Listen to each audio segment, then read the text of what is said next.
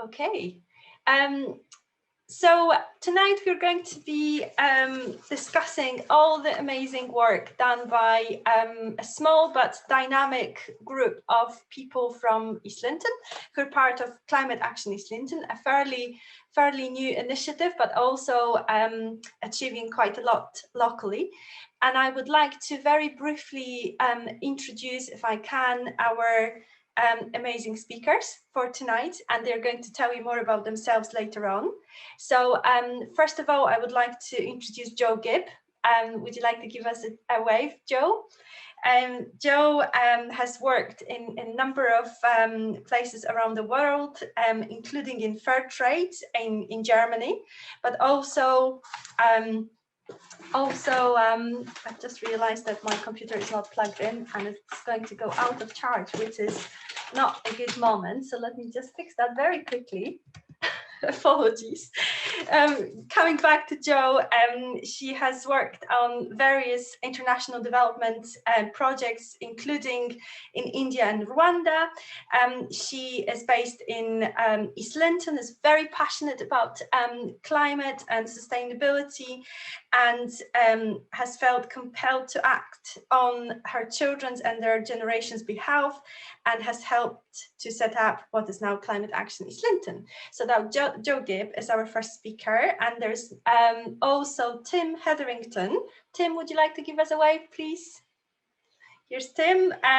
Tim also has had a rather international career, has lived in Belgium and New Zealand and in the US before settling in Scotland. He has been a consulting structural engineer, but he also sits on various sustainability panels, including Institution of Structural Engineers, founding member of the Scottish Ecological Design Association Civil and Structural Group, and very much a member of Climate Action East Linton Steering Group. And then we've got Lucy Ackroyd. Lucy, would you like to give us a wave? Here's Lucy. Lucy spent a lot of her time farming in Aberdeenshire and bringing up a large family. She is an author and an artist, and famously has published a book called Leaves of Love, which comprises stories for aging and dying, which was published last autumn. She has been on the board of Sustain Bar, was involved in Bohaven Community Garden, and also has worked at the Ridge, and is now a member of Climate Action East Linton. We were also hoping to have Brian McClelland, who is a member of the steering group, but I'm not sure if Brian is now with us. Brian, yes. Are you with us? Give us a wave. Thank you very much. That's great. So Brian comes to us from Dublin, but is now based in Scotland, and has graduated in medicine from Edinburgh, has had various jobs since then, and has worked in development projects in Africa and Asia over the years. And was happy to respond to Joe's early calls for ideas for a climate project in East Linton. So those are our wonderful speakers, and without talking anymore, I would like to invite Joe and Tim to introduce our first section and a PowerPoint presentation. Over to you, Joe and Tim.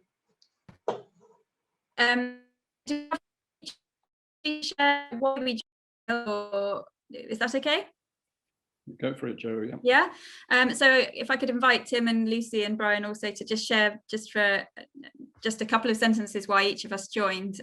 So for myself, it was in 2018 when the IPCC report came out, and I basically had a freak out and felt I needed to do something, and it's been what keeps me going sometimes, which is probably why I throw quite a lot of passion into it, because I freak out on my children's behalf and their generation, and also all of nature. So that's one of the reasons why I helped get it started.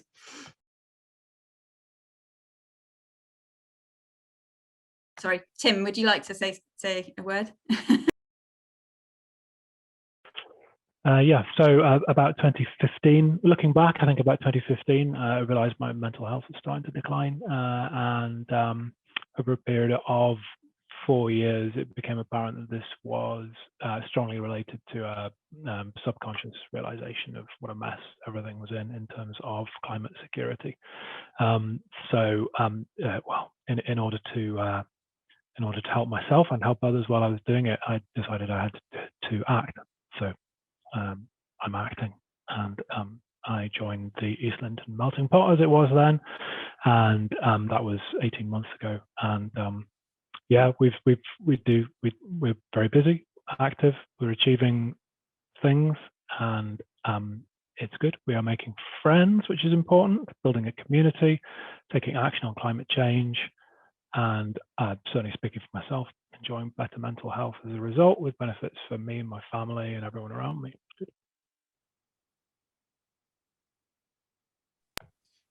Lucy, do you want to say a few words?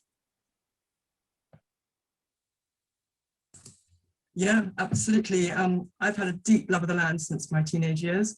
I read Silent Spring, was totally impassioned by that, but and riled against all the farming practices I witnessed around me. But I always felt like a lone fish swimming upstream. And so for me, it's an enormous joy and a treat to be with like-minded activists who feel equally passionate, and I really feel that we can make a difference together. And it's really a good organization to be part of, and I really, really enjoy it. I think that leaves me, I think. I got interested in this area ages ago when I was a junior doctor. I won't admit which century that was in. But I was primarily interested in the whole question of overpopulation, and we set up a group then, a sort of medical group, trying to sort of publicize the dangers of this. And because it actually is still, to a large extent, the basis of all our problems. But as you can imagine, it went down like a lead balloon with practically everybody who didn't want to hear about it. And I then spent a lot of years doing my job in medicine.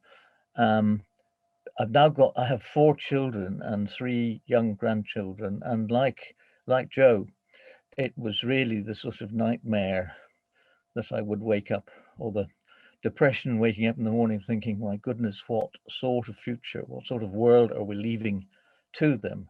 And I shared the sort of sense of, I want to do something, but what can I do?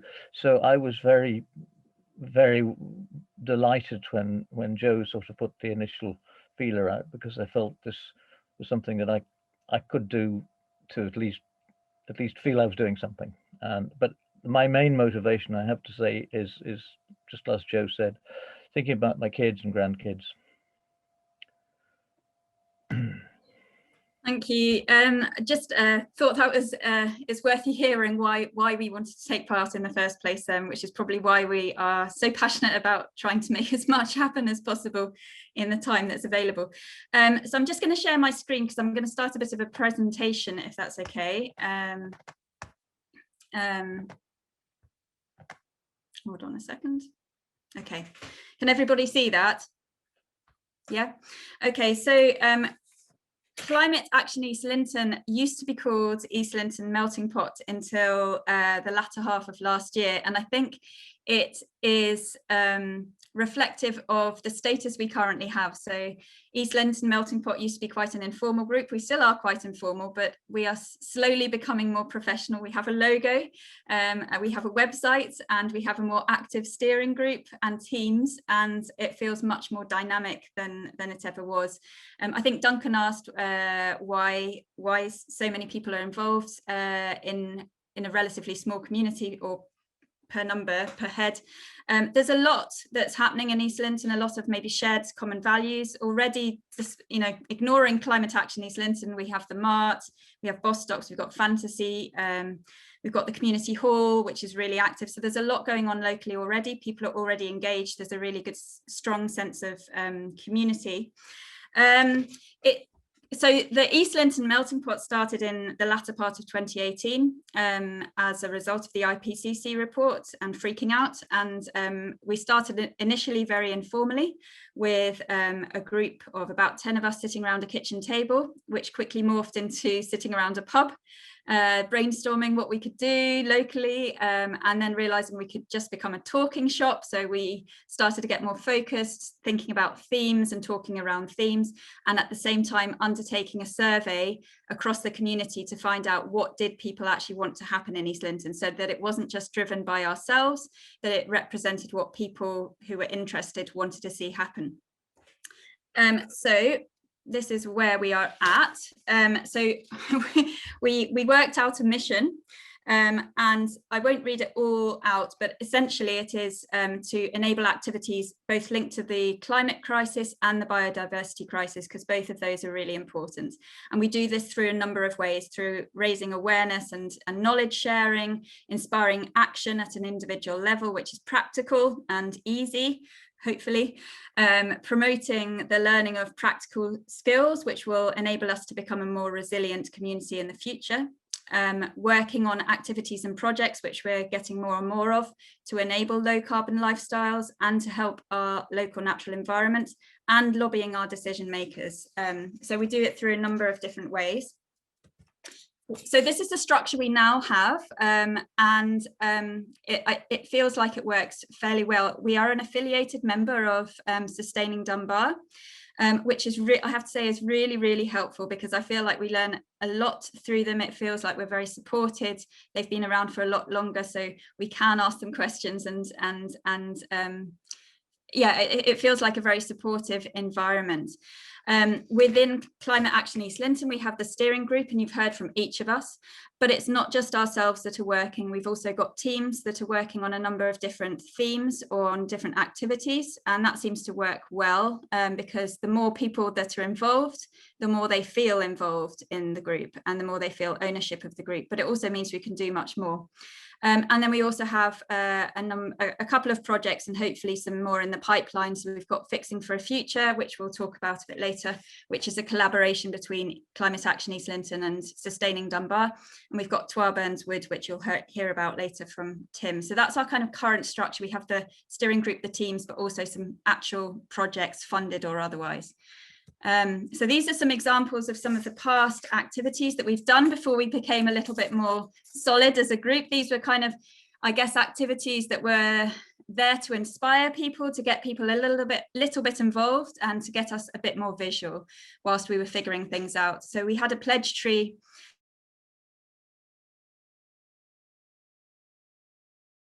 to on the 1st of January last year, which was Pledging for Our World, and people could write pledges on these bark leaves and hang them up, and we had a rowan tree planted, and that was planted in a field, which is on a very it's a local walk that lots of people go on, so it's often seen, and it's got a nice plaque behind it called Pledging for Our World, which someone else from the group carved. We had a Tree in the Park group that did a lot of fundraising, and managed to get quite a significant amount of fundraising. So you can see two of the members there, Sue and Julia, who were part of the group, and they were selling rescued saplings to try and raise some money. And we also had some vouchers which people could buy for Christmas, so that people could feel they part-owned the trees that were planted in the park. And then we chose trees that would bring biodiversity to the park. We did this in collaboration with the school, who got involved in the planting, as you can see. And we worked with the community council and with the council. So the council, Mike Foy, were very much part of the tree planting process and were there on the day to enable its success. And we've got some more trees that we have leftover funds, so we're going to have some more tree planting using these funds in the autumn. We also did What We Love About Our World.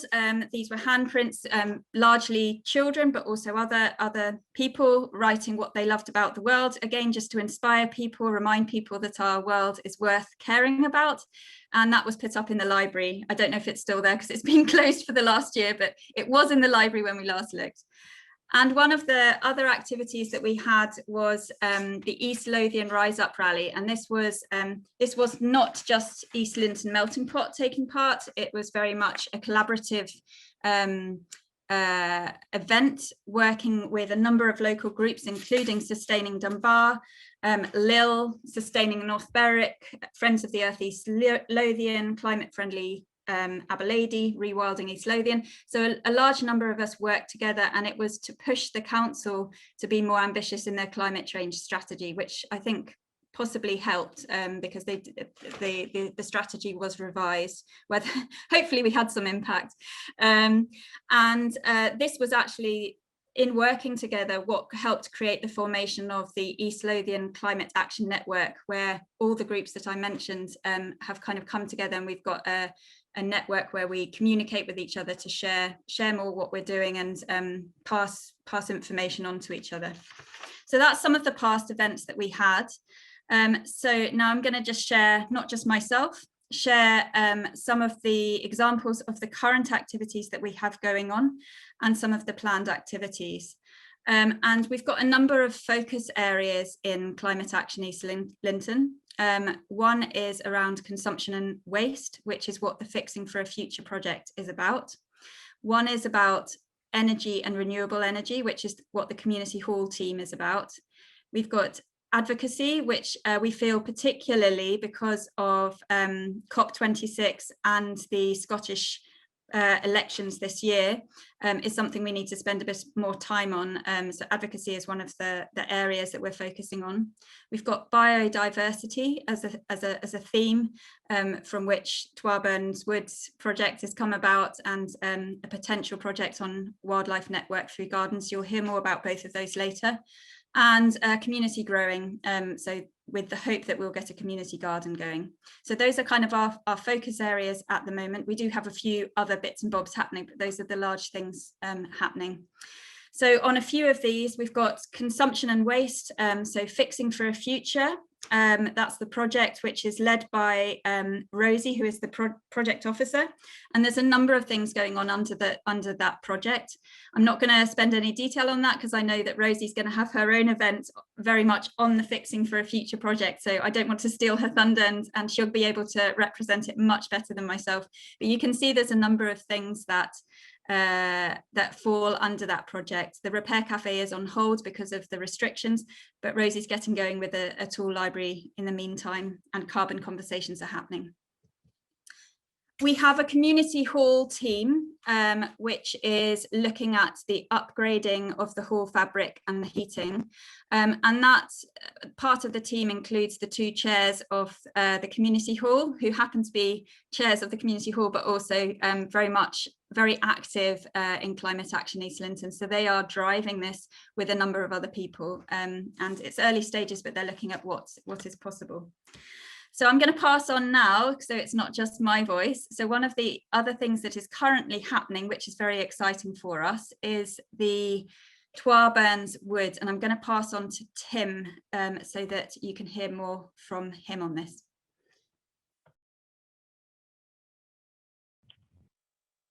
Hi, everybody. So Twarburns Wood, it's a great thing for Climate Action East Linton, great thing for the village, really exciting. Everyone's very motivated and happy about this project. Tommy and Robbie Dale are the landowners. They are resident at Seacliff. They are an old local family. Tommy's very well known, I think perhaps in the community most for his beach cleanup activities at Seacliff and all the way along and around the East Lothian coast. At Christmas 2019, Tommy approached Joe with a proposal to plant some hedgerows at Drylaw Hill and asked Joe if we could provide labour for that, which we subsequently did. So East Linton Melting Pot, as it was then, members contributed to the creation of several hundred metres of hedging around the composting site at Drylaw. That was over a 2 or 3 week period, Christmas 2019 into 2020, planting rowan, hawthorn, wild rose and crabapple. That set a seed, if you'll forgive the pun, and at Christmas 2020, so a year later, Tommy approached Joe again and asked if we could provide person power for a further tree planting project. This time for a new wood. The wood is at Came Hill, which is on the other on the bottom of the downslope of Drylaw Hill to the north. It's 2.2 hectares, so just over 5 acres. It's primarily a biodiversity project rather than a carbon sequestration project. We're looking to plant 700 trees this spring, a mix of alder, elder, crabapple, hawthorn, wild rose, and hazel. We started last Sunday. We had 15 volunteers. We got 160 trees in the ground. Everyone had a really good time. Lots of smiles. Everyone saying how good it made them feel. That was obvious. The atmosphere was absolutely wonderful. We have 4 more sessions planned for the coming 10 days. So we've got Friday and Saturday this week, and then Friday and Saturday next week. There are places available on 3 of those. This coming Saturday is full, but the other sessions have some places available. We need people for Friday, so if there's anyone here wants to come and plant trees and have a good time on Friday, if you go to our website, there's a button on the homepage of our website. Using that, you can sign up to the session of your choice.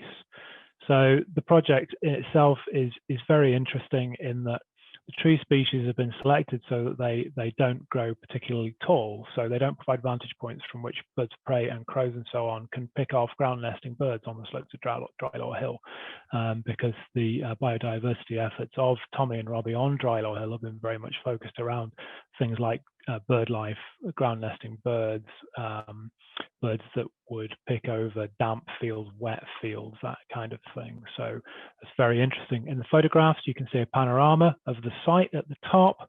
And in the distance, you can see the kind of pale grass in the distance. That's spillover crops from the field, which have done well in the damp areas of the site, which is at the far end, being the east end. Bottom left, we've got Tommy Dale in the high vis, and one of his site managers, Martin, who's actually the person who oversaw the hedge planting a year and a half ago. In the middle, we've got Craig Shearer and Kevin Shearer. Craig Shearer runs Proven Plants, and Kevin Shearer is the national manager for Fourth Resource Management, which is Tommy Dale's company, which runs the composting site, among other things. Bottom right there, that's tree number 1 going in at Twarburns Wood. Craig had the honour of planting that tree, so that's great. Can we have the next slide, please? And this is just a couple of shots of, really importantly, people having a good time. So happy volunteer with her spade stuck in the ground there, and on the right we've got some socially distanced participants. There's about eight of the people, 8 of the 15 there. Lucy on the right, and in the distance you can see some more people working away planting the trees. The site's quite special. It's got a lovely atmosphere. There's something about it. Really nice place to be. Little bit of a sun trap, quite secluded. After we'd finished planting, I just sat down on the ground and had a little nap, and I felt very, very comfortable and at home there. So that was great. Come along, come and join us with some boots on the ground action for biodiversity and climate action, climate change. Thank you. Thanks very much, Tim and Joe. We'll have a short pause there before we carry on the presentations. So has anybody got any questions for Joe or Tim at this stage? If so, just raise your hand and unmute yourself.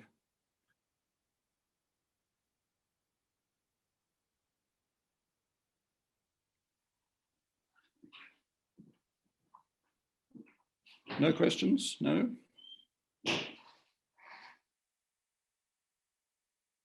Right, we might as well carry on the presentation then, I think, Joe.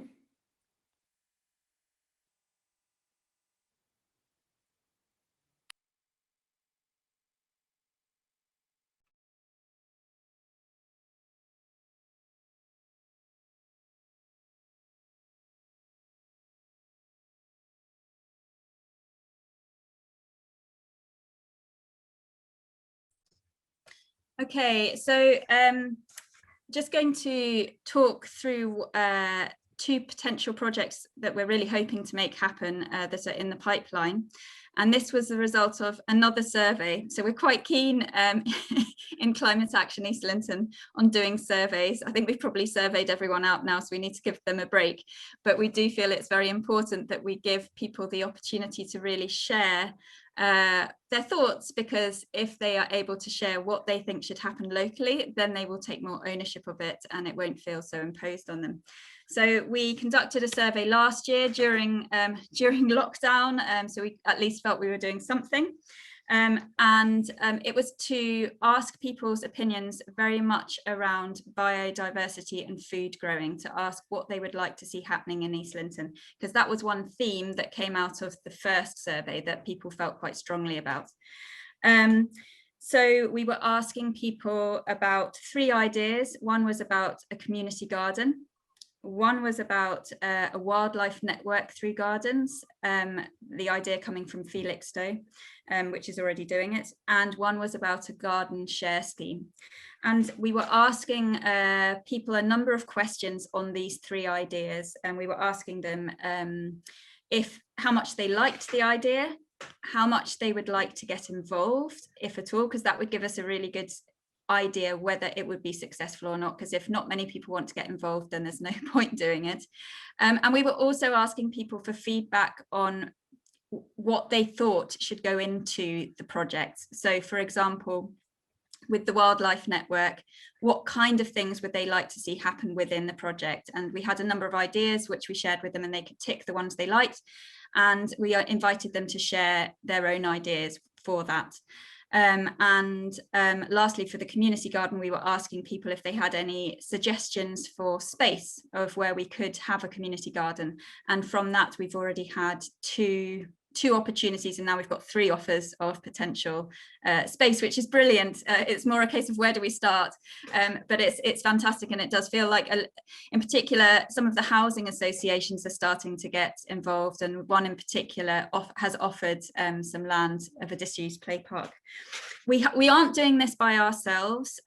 We are doing this collaboratively, again, because we feel this is where we can work best and be more successful. So when we conducted the survey, we did that with the support and working with the Horticultural Society and with the Parent Council, because with these projects, we think it's really important for the school and for children to be involved.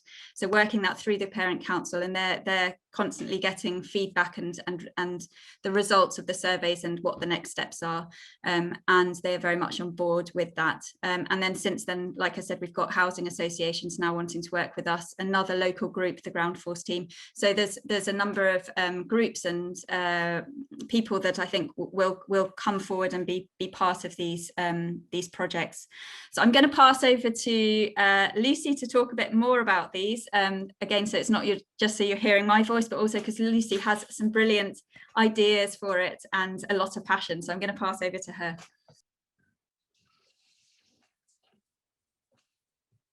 Hello there. Yes, I'm really excited to talk to you about this wildlife corridor.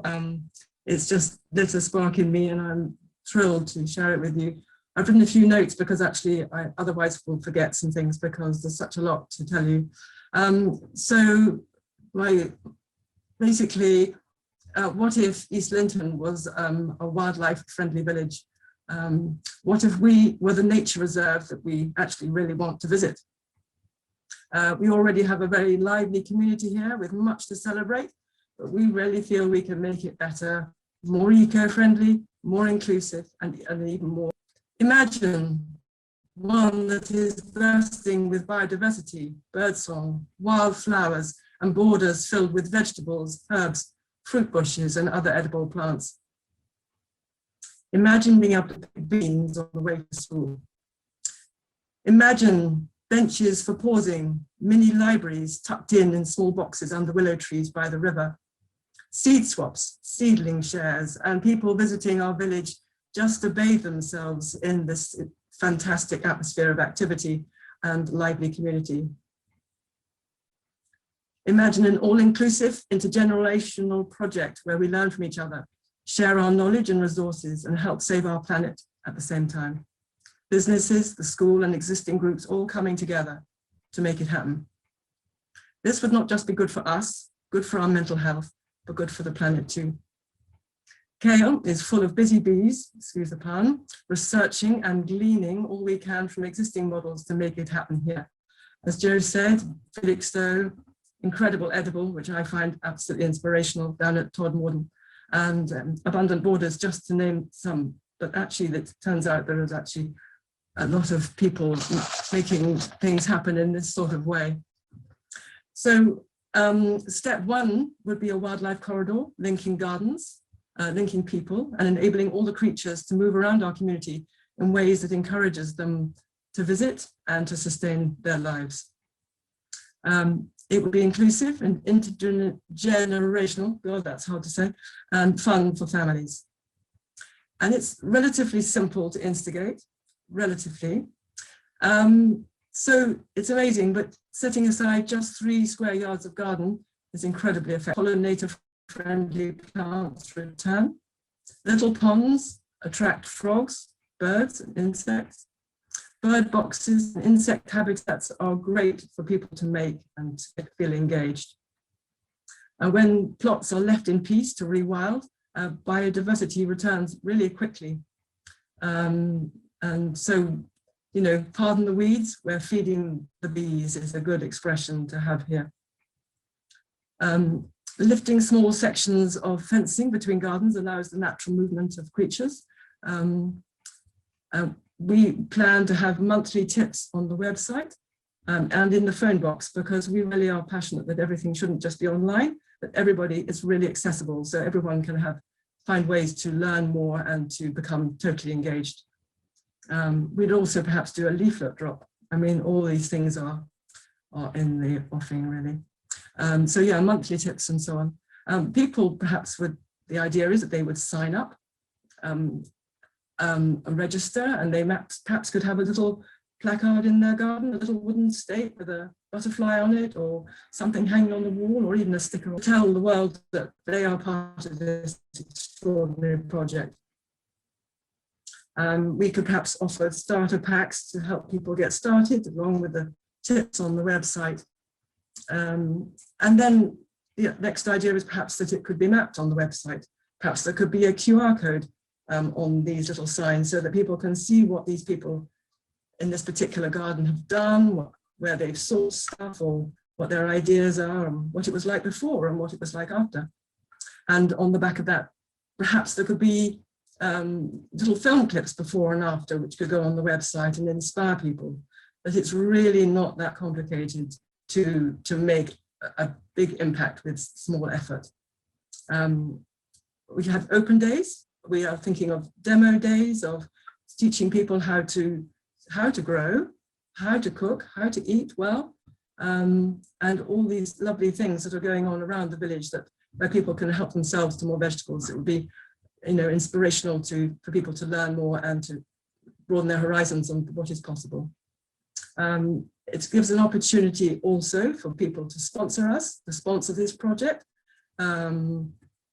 donate seeds, materials, and other resources, offsetting their carbon emissions, green footprint, and goodwill, and so on. So there is great capacity for people to become involved and to be part of this.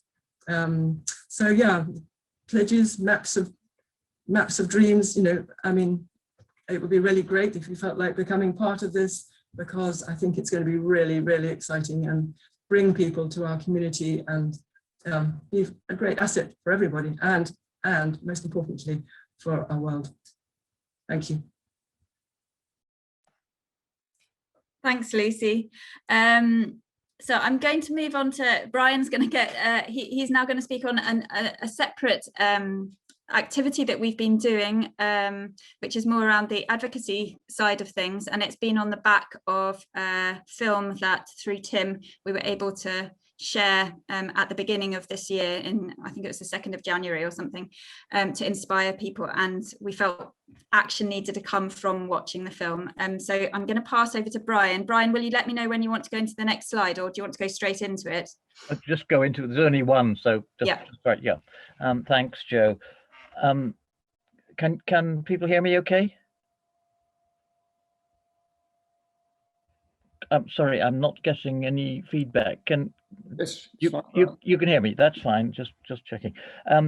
Okay. Well, this immediately started, as Joe said, from a showing of a very fascinating film called "Kiss the Ground," which describes the destruction of large tracts of soil by industrial farming in the United States, and explores fascinatingly various ways of farming that actually not only preserve but regenerate the soil.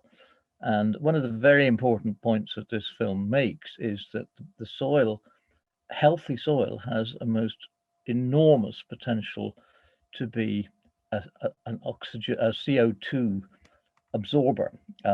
Far potentially, all the problems of CO2 overproduction at the moment could be seriously impacted if far more of the world's agricultural soil was actually cared for properly. I also was interested in a practical aspect of this, because in trying to whip up some interest in the film, I visited a couple of local farmers. I actually live on a farm, and another few, or in fact, I'm surrounded by them. And one of the farmers just down the road from me said, "Well, he said, I know about the film, and I'm really interested in doing this. And last year, I spent a lot of my time and quite a lot of money applying for funding for a modest rewilding project on part of his territory." And he said, after all the work and quite a lot of money that he'd invested into researching the various things that the application required, he said, they changed the rules and I got nothing. And he said, simply, I'd love to be doing this, but I can't afford it. So when we were discussing our impressions of this interesting film and what we might do about it, the end of the discussion, we agreed that we would try to put together a letter to the Scottish government, hopefully getting as much expert input to it and as much support as we could for it. And I foolishly put my hand up in class and got the job of putting it together. So we've now actually done it. The letter has gone a few days ago to the relevant members of the cabinet and others within the Scottish government, and we're in the process of distributing it to a large group of individuals and organizations who are interested. I've just spent the whole day putting together a spreadsheet of MSPs, so I think it may be worth our while sending it to. And we have still quite a substantial number of people that we want to get it to.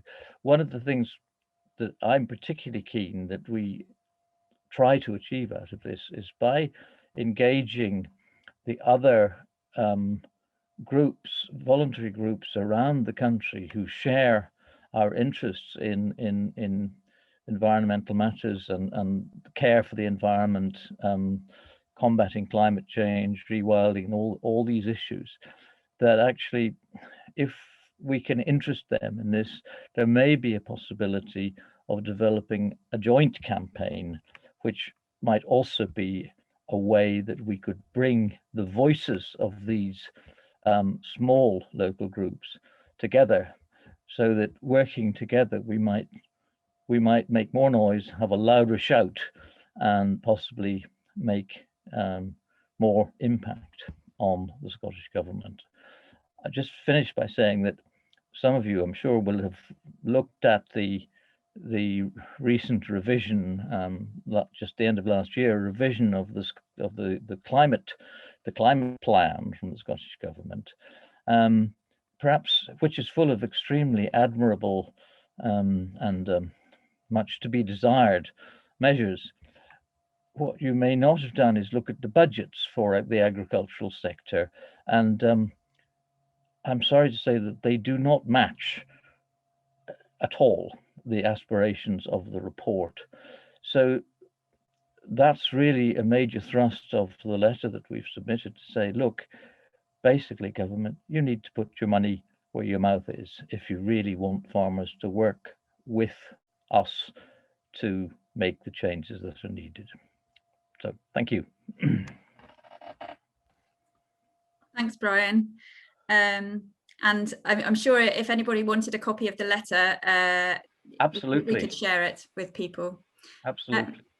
One of the last things we're going to share on very, very briefly, which is an exciting new development, is we have had the opportunity to adopt the local telephone box, which was going to be removed by BT.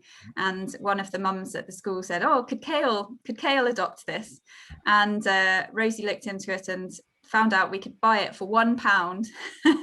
So very much thanks to Sustaining Dunbar, who are helping us with this and exchanging contracts. We're in the process of exchanging contracts. We have formed a team, another CAEL team, to look into this and look at what could we do with the telephone box. It's in an ideal situation. It's on the high street. It's where people pass all the time. It gives us a physical, tangible place where we can put things up. We can do so many creative things with it. Obviously, it can be a notice board for what's going on. It can be used for seed swaps for some of the things in the wildlife network that we were talking about, where people can share their tips as well. But it can be used for so many other things, and it could be used as a gallery, looking at the windows. So school kids could put their messages up on the windows. But we don't want to feel we only have ownership of it, and we want to share it with other community groups, so that as a community at large, people feel they have ownership of this. And I think we're starting to work with some young people in CAEL, and one of the young people is part of the team that is looking at that, which hopefully will mean we have lots of imaginative ideas and things happening. So that's I guess a bit of fun, but it's also very serious, and helps us be more visible and be taken seriously. So there are other things happening, but we thought these were the main things that were worth sharing with yourselves this evening. Thank you. Thank you so much, Joe and Brian and Lucy and Tim. It's been absolutely fascinating, and I don't know how about you, but I would quite like to move to East Linton. And I think it's actually in very high demand in Scotland, alongside Pitlochry is the place where people want to be moving. So yes, if you hear about any houses going up for sale, that's the moment to buy them. We've got, I think, 2 questions in the chat room. One of them was from Duncan, who wanted to know a little bit about your process of conducting surveys. How do you actually go about doing surveys, and how do you reach out to people? Well, first of all, it's working out, well, the ideal would be working out what our objectives are that we want to achieve. And I'm not very good at doing that, but always work in a team, so we look at it together. So it's not just one person creating the survey. We work out what are the most important questions. So what information are we actually trying to get? And sometimes it's information that will help us get funding. But also it's what will help us make the right decisions then based on the community. And then in terms of getting it out, we have a local kind of newsletter, mail out, not to do with CAEL, that goes out once a month called The Elder. And so we usually put that in there. It doesn't usually generate a huge response, but we feel it's important for people that don't use the internet, and who so that it's inclusive for everyone. So it goes out through The Elder. So that's a paper copy. We put paper, before pre-lockdown, we were able to put paper copies also in places like the library and the community hall and in the mart. We obviously asked all these people and they said yes, and we had collection boxes in these places as well, so that people could write their responses and put them there, and we would leave it out for about a month and then collect it all in. But we also used online surveys using the same questions, so that people who are happy with online surveys can use that, and it's for some people that's much easier. And to be honest, we probably get half and half, maybe slightly more through online surveys, but we still do get a fair number through the written ones as well. What we did do, well, this was Tim and Lucy, this last survey was Tim and Lucy stood outside the marts. They're far braver than I am. This is where I struggle, but they accosted people. I'm not so brave, but they were very brave, and they accosted people, I'm sure in a fantastic way, and encouraged them to fill things in, and they did. And we also had a stall at the Christmas fair outside the mart, and that was one of the things we were using, sharing with, and people filled it in then. So it was through a variety of different means, really. Excellent, thank you so much, Joe. There was also a message which I just wanted to make sure everyone saw it. Brian suggested that if anyone would like to see a copy of the letter which was just discussed to the Scottish Government about supporting farmers to achieve climate goals, they can just email Brian at mclelland@cael.community. So, and that's in the chat. Now, does anyone else have any more questions to our lovely CAEL colleagues? Yvonne, please. All right, just give me a second. Right, there we are, unmuted. First of all, can I just say what an enthusiastic, passionate bunch are. That was a really great presentation from all of you. I thoroughly enjoyed it. I just wanted to ask you about the engagement of children. See some children in your, slides that you've had up there, but I just wondered, have you got an enthusiastic bunch up there? Because if we can get the younger generation understanding and involved, so I just wondered, do you have quite a lot of participation with children or from children? It's starting to improve. It's been a kind of slow uphill, well, no, I wouldn't say uphill struggle, but it's slowly getting there. So we've been very keen right from the beginning to involve the primary school, and we're really lucky that the primary head is massively passionate about this as well. And she came along to some of our pub meetings at the beginning, and she, whilst I think all schools are massively stretched at the moment, she is very supportive in everything that they can support on. So she will promote anything we're doing through the Friday newsletters. And then when there are things that kids can get involved in, like the tree planting in the park, we've involved them. We've also got some teenagers now starting to get involved. We've got, they very luckily, four teenagers who are children of existing CAEL members. That's how we started, and they kind of have formed their own group, and they had their own event where I think a couple of other young people attended, and they're starting to get together via Instagram. They have, a few of them have attended a CAEL-wide event recently, and a few of them said they were interested in joining some of the activities that we were doing, like the tree planting, like the telephone box, and Lucy's hoping to organise a rainbow cycle ride, so doing some fun things that they can get involved in, but also encouraging them to come up with their own ideas, because they will come up with things that are relevant to their age group. So we want to give them, within reason, a fairly good license to come up with their own ideas as to what they'd like to do. So we're getting there, but it hasn't been immediate, but we are getting there. Great, thank you. Brilliant.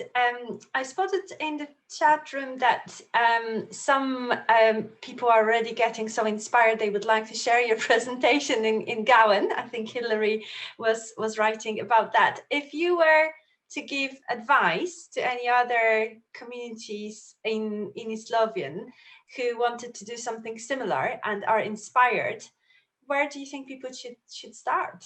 What would be the process? From my own experience, and I'll let Tim and Lucy and Brian share as well, but from my own, maybe I would say painful experience at the beginning is not try and do it all yourself. So to try and gather like-minded people, because it's fantastic now that we've got Tim and Brian and Lucy, getting the energy, sharing it, and I think involving people as much as possible. At the beginning, I wasn't very good at doing that. And the more that people are getting involved, and the more we're actually saying to people, could you do that? Could you do that? And when they feel comfortable and they say yes, the more people feel part of a group. So I think involving people as much as possible, maybe starting with something that's visual, things which are easy and tangible, like the tree planting that Tim's doing, things that make people feel good but are not requiring a huge commitment from them, but where they feel part of the group. I don't know if Tim, Lucy or Brian have anything else to add on that. I think it's,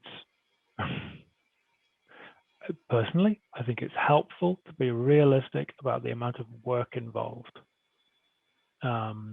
I think if one goes into it thinking that one can do a little bit of work and have success, then that's probably going to lead to disappointment. It is important to put in a lot of effort, actually, because the rewards will be proportionate, but this kind of thing is not particularly easy. New skills to be learned, hours to be put in, doing things that are outside one's comfort zone. Challenging but good, important to make friends through doing it, because when you have the friendship group, everything gets so much easier and becomes fun rather than hard work. So I say be prepared to put in the hard work, but put in the work to make the friends, and then the work gets a lot easier. If anybody wants to talk to us about our experiences and to ask us for advice, please do. Get in contact with us. Telephone, email, text message, however you want. I can't promise we'll have all the answers, but we'll really try. Amazing. Thank you very much, Tim. I think everyone will know how to find you on CAEL website. I'm aware of the time. I spotted one other question in the chat room, and it's specifically about energy efficiency at the village hall. I don't know if any of you have more details or whether it's a question to the village hall management committee, but question is from Tillingham. Tim would know better because he's been involved in that. Is there something you'd like to share just now, Tim, very succinctly? Sure. It is important to take professional advice. If you would like to talk to me offline, because it's quite a complicated subject, I'll be really happy to point you in the direction of some resources and some people who can help you.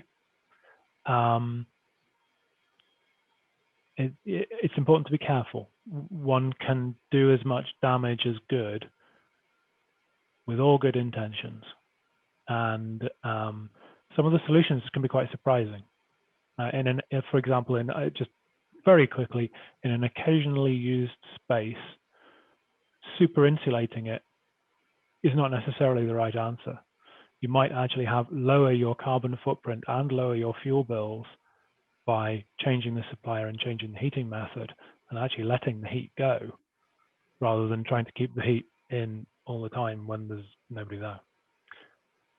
So you need data. You need data on the whole usage, how often it's occupied, how many people, future projections of that. You have to have data in order to make the decisions. Happy to talk offline. This is kind of my area. I'm a built environment professional. Thank you, Tim. We will connect you with Erica, but also I'm thinking that perhaps it would be useful to invite you to one of the local community halls network meetings to benefit all the village halls and church halls in Ward 6, which we are in contact with. So I'll speak to you I'd be delighted to. About that separately. Okay, we just have a few minutes left. So I wonder whether Joe and Tim and Lucy and Brian would like to share some final remarks and perhaps tell everyone how to get in touch. I don't know how many people are local to East Linton, but if anyone does want to get in touch, you can look at our website and there's email addresses there, or we can put our email addresses in the chat. If you would like to get actively involved or even passively involved and just stay up to date, we've got a mailing list that we could join you onto. We've got a Facebook account, so you can stay up to date on that and looking at our website as well. We have monthly meetups and hopefully in person before too long. You could join a team if you wanted to, so the wildlife network team or community growing team or telephone box team or cycle ride team. You could help us organise some fun socials, which are informative for people. You could help us with community engagement so that we can engage even more people and support young people.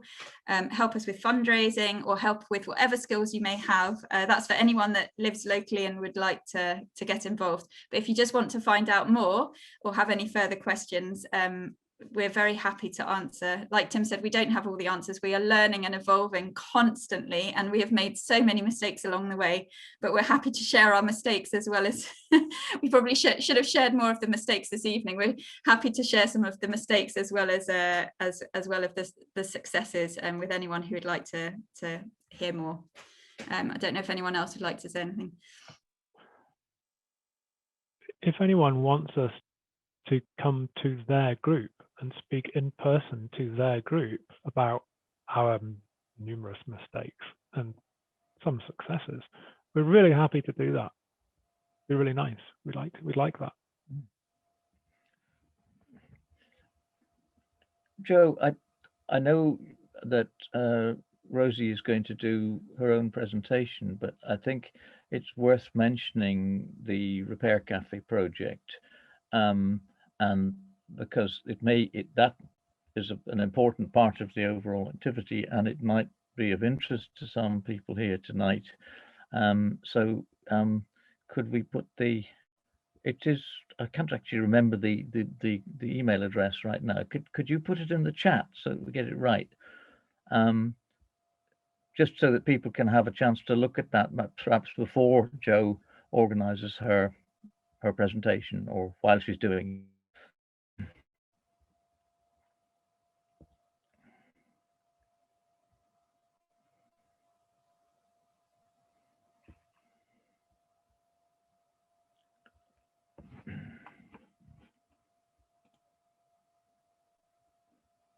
Sorry, I'm struggling to find it straight away, but if you Google Repair Cafe East Linton, you should find that there's a brilliant website that Rosie has created, which gives a really good overview of all the activities that she is overseeing and managing at the moment.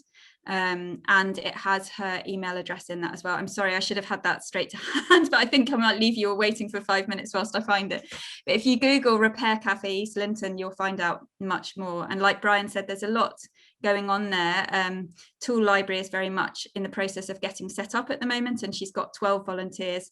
If anyone would like to be part of a tool library in terms of helping with that, I'm sure she'd love to hear from you. And with the Repair Cafe, once that can get up and running, which hopefully will be monthly once the restrictions ease. But obviously that's very limited at the moment. But I think Rosie, am I right in saying, Ola, Rosie's going to do her own presentation before too long? Is that right? We don't have a date yet, but it is going to hopefully happen within the next 2 months, subject to restrictions easing and schools coming back full time, which frees up parents' time to think about climate and repairing. Okay, thanks. Well, I think we need to draw to a close, but I'd just like to give a huge thank you to Joe, Tim, Lucy and Brian. It's been inspiring to hear directly from you all about what you're doing and why you're doing it. So thank you very much for that. And just before we do go, just to give a bit of a plug for an event next week at the same time, which is being run by the Friends of John Muir's Birthplace, asking what next for John Muir's Birthplace. I don't know, Duncan, if you want to say something very briefly about what you're planning for that.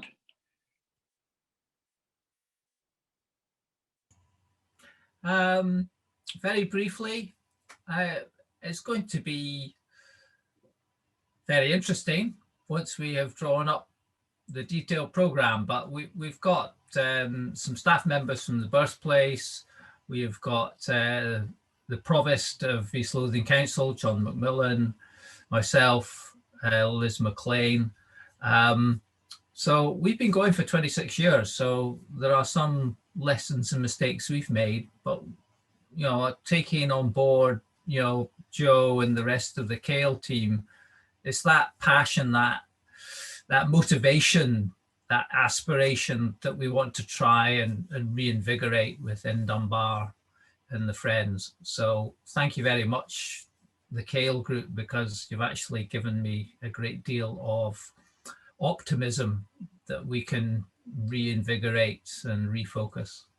So if you can come along and help next week, I'll be very grateful.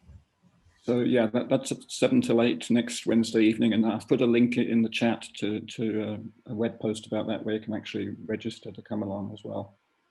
And also to give a plug, Brian was mentioning about the importance of lobbying politicians and advocacy, and the fact that we have elections coming up. And as part of that, Sustaining Dunbar, collaborating with Dunbar Churches Together, are organising a couple of online hustings events on the 13th and 15th of April.